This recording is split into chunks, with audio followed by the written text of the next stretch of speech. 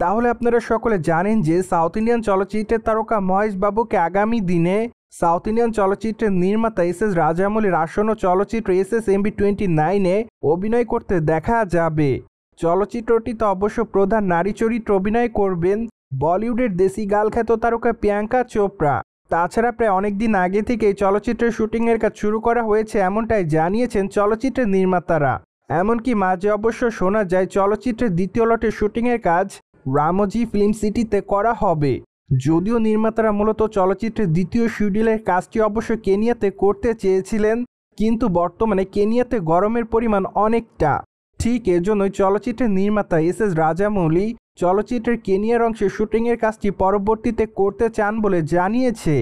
অন্যদিকে সম্প্রতি চলচ্চিত্রের বিষয়ে শোনা যাচ্ছে নতুন আরেকটি আপডেট, কেননা বর্তমানে জানা যায় যে সম্প্রতি নির্মাতা এস রাজামৌলি তার আসন্ন চলচ্চিত্র SSMB29-এর গানের শুটিংয়ের কাজ শুরু করে দিয়েছে। যদিও এই গানটির জন্য শঙ্করপল্লীতে বড় একটি সেট নির্মাণ করা হয়েছে, সেখানে অবশ্য একসঙ্গে পারফর্ম করতে দেখা যাবে মহেশবাবু এবং প্রিয়াঙ্কা চোপড়াকে। তাই তো আপাতত তাদের সকল ভক্তর অপেক্ষার মধ্যে অ্যাট দ্য ফার্স্ট টাইম চলচ্চিত্রের পর্দায় এই দুই তারকার কেমিস্ট্রি দেখার জন্য। ঠিক এরপরে অবশ্য 1 মাসের জন্য চলচ্চিত্রের শুটিং থেকে বিরতি নেবেন মহেশবাবু, কেননা তখন এই তারকা তার পরিবারের সঙ্গে ভ্যাকেশনে যাবে।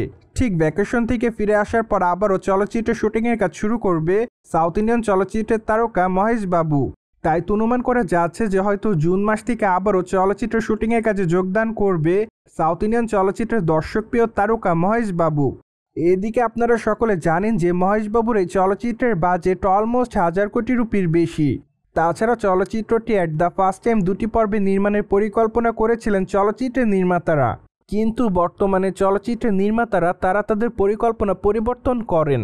পাশাপাশি তারা জানান যে চলচ্চিত্রটি তারা বর্তমানে একটি পর্বে নির্মাণ করবে।